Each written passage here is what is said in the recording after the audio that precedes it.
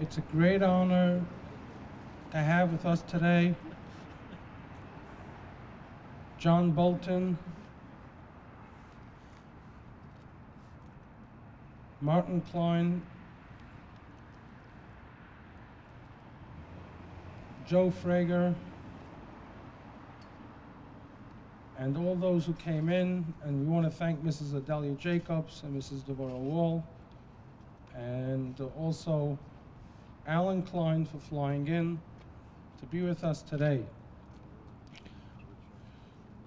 and the Laran from Arutz Sheva, and all the media who's here today to stand with us, united, to strengthen Israel, Jewish values, and American values, and strengthen the United States of America as one. The Bible reads in this week's Torah weekly reading how the enemies of the Jewish world, of the Jews, tried destroying Jacob. And Jacob got up and had 3 ways to be able to combat it. And he stood up and he fought it with prayer and with gifts, thanking those who are standing behind him. And we'd like to start today's event with a prayer at the Tehillim, and I'll quote it, and we shall say it together. Shir lama alois, esoi nai el he'orim, me'ayin yavo Ezri, Ezri me'im adinoi, oisei shomayim v'oretz, al yitein lamut raglecha, al yonum shoimrecha, hinei lo yonum v'lo yishon shomei Yisrael, hinei lo yonum v'lo yishon shomei Yisrael, adinoi shoimrecha, adinoi tzilcha al yad yeminecha, yoimam hashemesh lo yakeka, v'yoreach ba'loila, adinoi yishmorcha mikol ra, yishmor es nafshecha, adinoi yishmor tzeischa uveyecha me'ata v'yad olam, achenu kol beis Yisrael, hanesunim batzara uvashivya, ha'imdim bein bayom uvein bayabasha, ha'mokoim yerachim aleim, v'yetziei mitzara lirvacha, mi'afeila li'oira, u'mishivud ligula, hashtav agolov zman kariv v'neimar amen. Thank you. My name is Dr. Joseph Frager.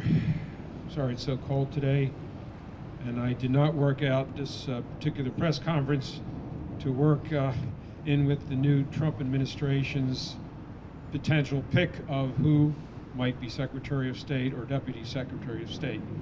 All of that is a matter of speculation and mere coincidence. We are here in front of the United Nations, one purpose and one purpose only, and that is to protect Israel and America and the great alliance that they have together, and make sure that the United Nations does not continue in its way of continually castigating and blasting the land of Israel. We are hoping that there will be a change at the United Nations. Without further ado, I introduce Morton Klein, President of the Zionist Organization of America. He has been one of the true fighters for the land of Israel and America, and we are really privileged to have Morton Klein with us today. Well, thank you. Thank you, Joe, Ambassador Bolton, friends. We are here today because there's a real basis to fear that President Obama, who has been hostile to Israel for 8 years and insensitive to radical Islam and supportive of Iran, may well promote UN resolutions in the next few weeks that establishes unilaterally a Palestinian Arab terrorist state with Hamas and Iran really controlling it, and or calling the Jewish communities in Eastern Jerusalem, Judea and Samaria illegal. We're worried he's going to refuse to veto these types of potential resolutions. There's reason to fear this may really happen. When Samantha Powers, the ambassador to the UN, and John Kerry were asked, will you veto such resolutions, they refused to answer. In WikiLeaks, a senior White House aide said, quote, there's a distinct possibility that Obama may seek a UN Security Council resolution creating a Palestinian state. In the last few months, they've been using the term strongly condemn when Israel is announcing building within the existing boundaries of communities. They've never used this type of harsh language. A State Department spokesman said, quote, we're going to carefully consider our future engagement at the UN on these types of matters. And John Earnest, the spokesman for the White House, said, is Israel acting as a friend to the U.S., actually questioning this? It's quite frightening. The New York Times had an editorial proposing this type of unilateral resolution against Israel. Jimmy Carter, the same in an op-ed. We believe this is orchestrated and does not happen for no reason. And only this week we found out there's a Palestinian delegation led by Saeb Erekat coming to meet with Kerry and with the president to urge them to establish resolutions, to pass resolutions at the UN, establishing a Palestinian Arab state and declaring Jews living in Judea and Samaria and East Jerusalem illegal. And they're proposing that it be balanced, so Obama will have an excuse not to veto it. Balanced meaning they'll also condemn incitement. Big deal. Big deal. This won't mean anything. There's a terrible danger in establishing a Palestinian state. Israel will only be 9 miles wide, indefensible. This rewards terrorism and rewards the Palestinian Arabs for not negotiating for all these years. Polls show by 58 to 17, Americans say this will be a terrorist state. It will also be a beggar state. It will also be a Hamas-Iran terrorist state.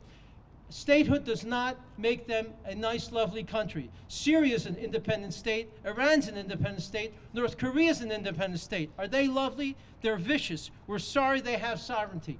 In the Pew polls also, 97% of the Palestinian Arabs show that they are anti-Semitic and hateful toward Israel. We don't want to establish a state which is viciously hateful toward Jews. We certainly wouldn't want to establish a state that's viciously hateful toward blacks. We shouldn't do it toward Jews either.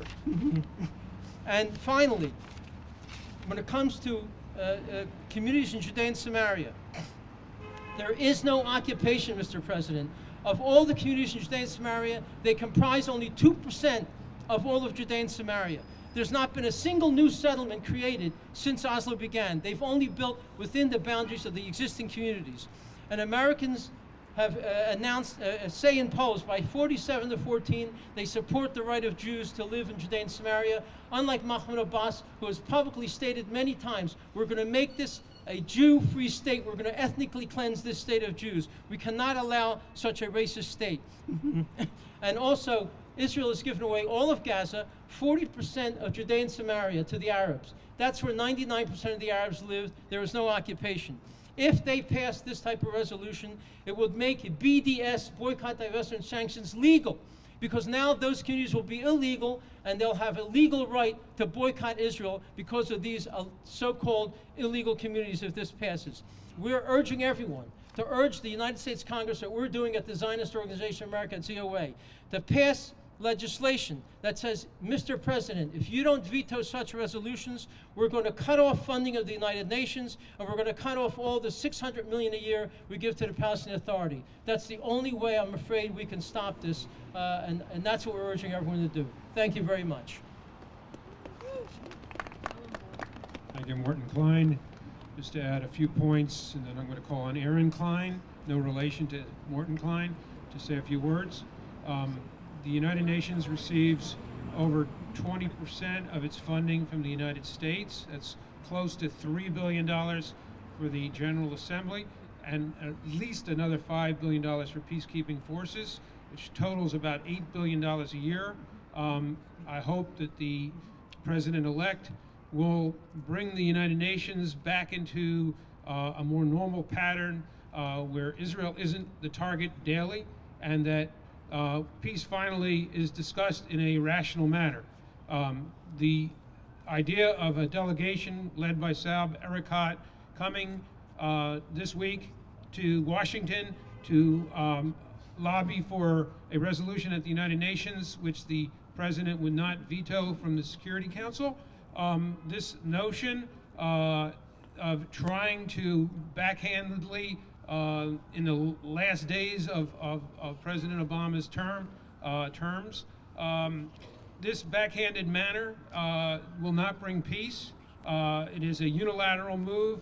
It only incites more. The PLO, PA have been trying to do this for years. They've been trying to use the United Nations as their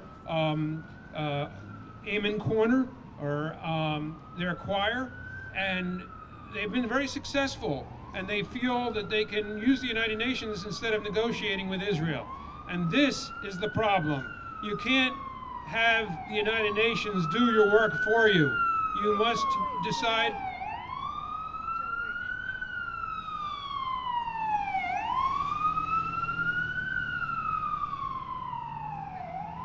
You want to have negotiations to bring peace.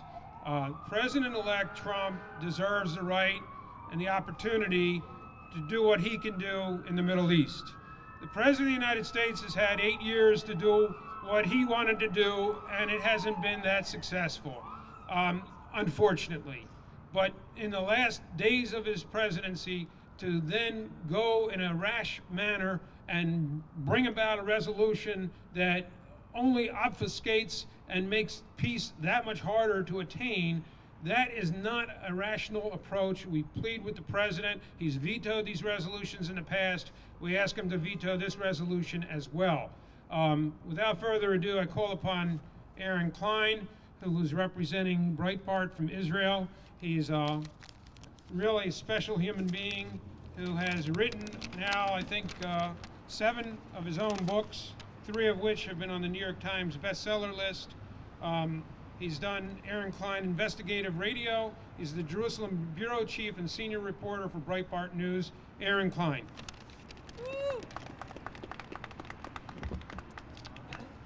Thanks. As you heard from Klein, we're here because President Obama, the United States, is possibly considering, and there's a lot of information that this is very serious, some sort of unilateral United Nations resolution, either to declare a Palestinian state outright, or a United Nations resolution to set a timetable for the creation of a Palestinian state, or to condemn the settlements, aka Jewish communities, in the strategic West Bank and eastern sections of Jerusalem. Now, it's almost like a sick joke, and it would be funny if it weren't so sad. I mean, think about it. The Palestinians have been offered a state how many times? At Camp David in 2000, and then in 2001, 2007 by Ehud Olmert at Annapolis, again in 2008. By the way, in the West Bank, in the Gaza Strip, in the eastern sections of Jerusalem, at one point even the Temple Mount was possibly offered to Yasser Arafat and to the Palestinians. Then Bibi Netanyahu, Prime Minister of Israel, makes unprecedented gestures to even jumpstart talks to get Abbas to the bargaining table. Talking about settlement freezes, talking about releasing, which he did, terrorists, again, just to get Abbas to the bargaining table. Not only did the Palestinians refuse each and every time a Palestinian state, not only did they not make a counteroffer, in some cases they even went home, as Yasser Arafat did, and then launched an intifada, a terror war, to destroy the Jewish state. So if the Palestinians actually wanted a state, they would they would start negotiations with Israel. So clearly, there's something more going on here. Clearly, this is a diplomatic assault. Now also, a state by whom? Who's going to be in charge? Is it going to be Mahmoud Abbas, who has been ruling, by the way, by emergency decree since 2007, which is a pretty long emergency? He can't really go to some parts of the West Bank because he's not supported there. Why isn't he holding elections? I mean, I think we know the answer to that. Or is it going to be Hamas? Are they going to be in charge of a future Palestinian state? A terror group committed to Israel's destruction and to murdering Jews. And Fatah, of course, is no peace partner with all of the incitement, with a terrorist organization called the Al-Aqsa Martyrs Brigade, responsible for suicide bombings, shooting attacks. So who exactly is going to be ruling a Palestinian state, and how would be creating it? How would that further peace? How would that ensure the stability of the Middle East? Now, also, there's talk, of course, about President Obama maybe even simply writing a letter condemning settlements, again, meaning Jewish communities in historic areas that have been connected to Judaism for thousands of years. Again, we don't even stop to think what we're talking about, what this means. Jews can't live in a future Palestinian state. How is it that Jews building in already existing Jewish communities that, by the way, in the past, the Israeli government offered to evacuate many of them in peace deals with the Palestinians and they turned down, how is that an impediment to peace? Again, I think we know the answer. But if we look here right now at the Isaiah Wahl, and it talks about nations not waging war against another nation, I think it's very fitting that we're here giving a press conference about the possibility of the Obama administration and the United Nations waging a diplomatic war against Israel and possibly creating a state in a state of war with the Jewish state. This is very dangerous, and it's something that certainly needs to be talked about for what it is, and that is, as I said, a war, a diplomatic war against Israel. Thank you very much. Oh, I want to add at the end, actually, that the United Nations, if they want to discuss and do something that would be a step toward peace in the Middle East, they might want to, at first, possibly consider dismantling the so-called refugee camps in the West Bank that have been shamelessly maintained. The Palestinians have been political pawns for far too long, and it is time for the United Nations, if they want to take a step toward peace, to begin by dismantling these so-called refugee camps instead of this farce of discussing the possibility of unilaterally creating a state that Israel has offered to the Palestinians time and again. Thanks. Okay, now,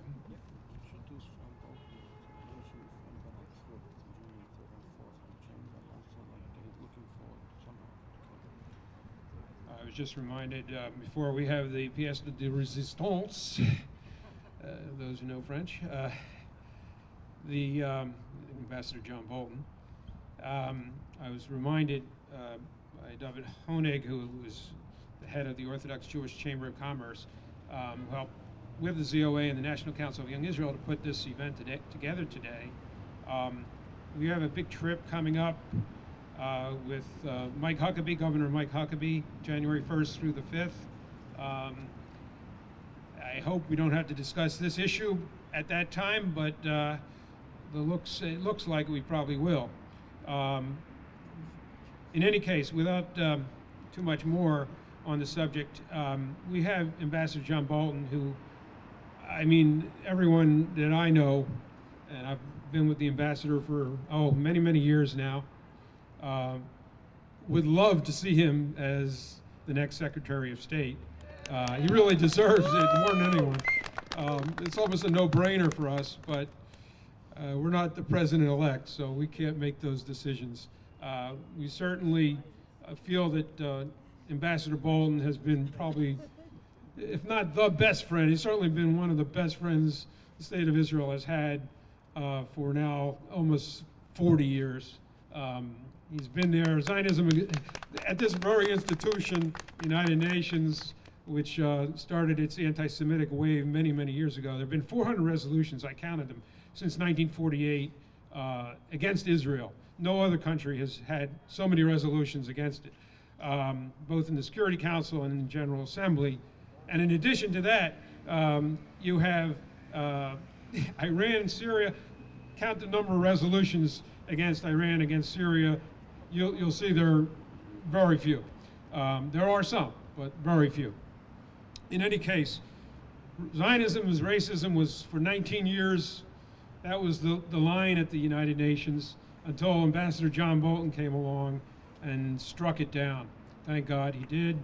And I mean, the United Nations can be taught. I believe they can actually learn lessons. And President-elect Trump has to be given the opportunity to work with the United Nations and try to get them in a rational mode, and actually bringing peace to Syria and bringing stability in the Middle East.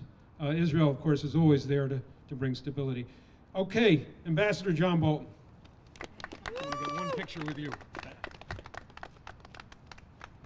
Mort, you want to get in here? Duvi, Mort, get in here. Aaron? Before you start. Yes, of course. This side, please.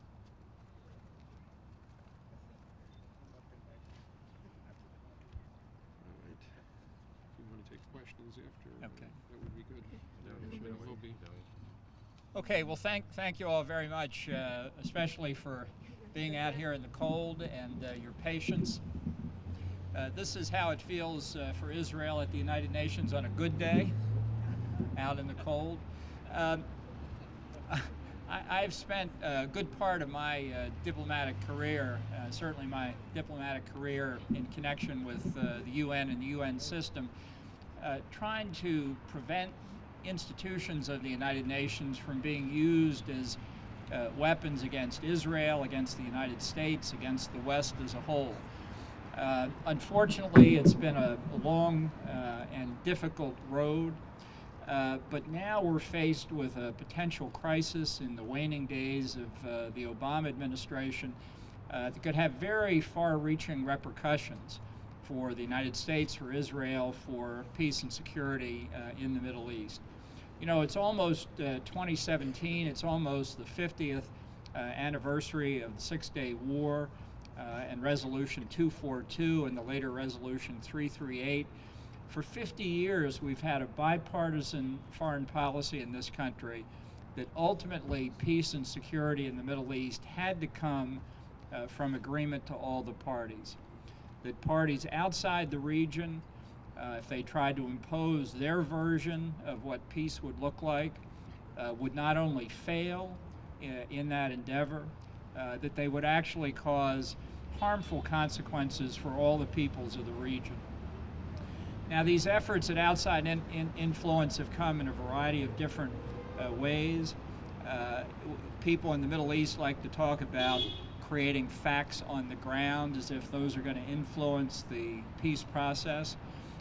What we're talking about now are efforts that have been ongoing for a long time to create facts on the ground in the United Nations, to pursue the fiction that resolutions across First Avenue really have an impact that will lead to lasting peace and international security in the broader region.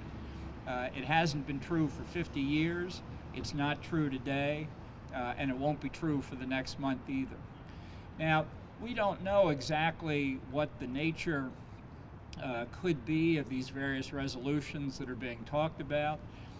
You've heard from Morton, Aaron, and Joe some of the variations of it. It could be a Security Council resolution, it could be a General Assembly resolution, it could recognize the existence of a Palestinian state, it could attempt to define the boundaries of a Palestinian state, it could attempt to define the boundaries of Israel, it could do lesser things. You know, one of the phenomena here at the UN is that somebody proposes an outrageous resolution and then you compromise so that the ultimate product is not outrageous, it's merely unacceptable.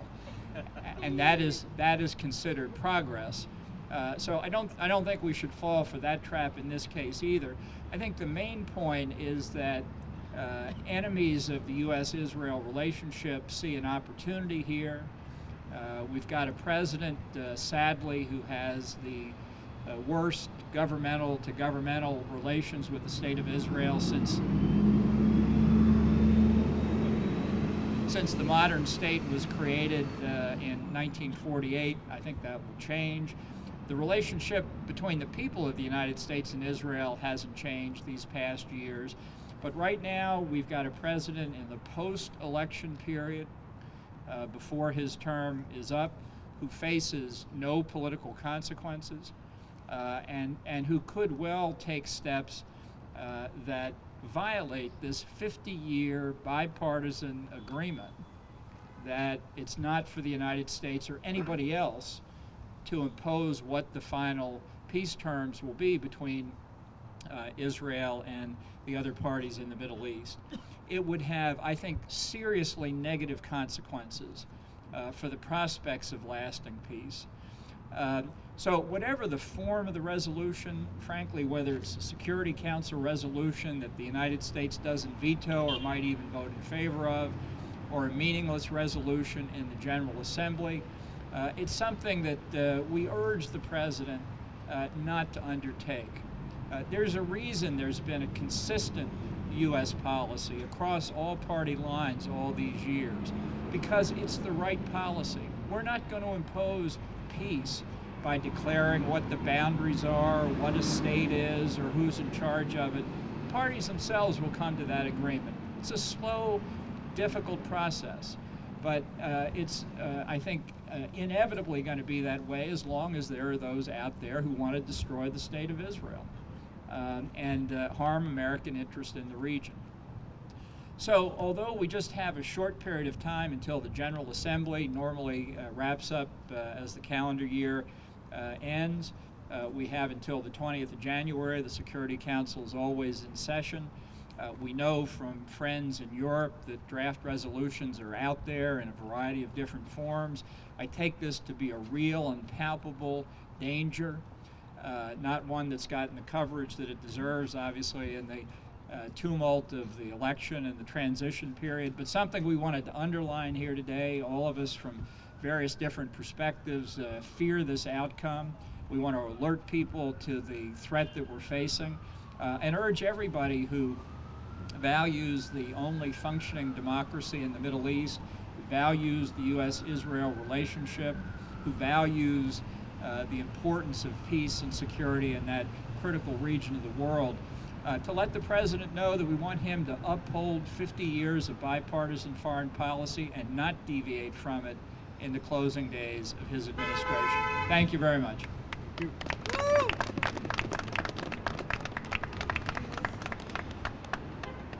Thank you very much. I just wanted to end by showing that this is the Fatah emblem commissioned a couple of years ago by Mahmoud Abbas, the Palestinian Authority. You see it's a shape of all of Israel with a keffiyeh over all of it, not just Judea and Samaria and Gaza and Eastern Jerusalem. It shows all of it with a Kalashnikov rifle and a picture of Yasser Arafat, the arch terrorist of the century. This shows you that they have no interest in peace. They want Israel gone. They want all of Israel as Palestine, not just Judea, Samaria, Gaza, and Eastern Jerusalem. And this was commissioned by the moderate Mahmoud Abbas, of course, who was a co-founder of the PLO. This picture really gives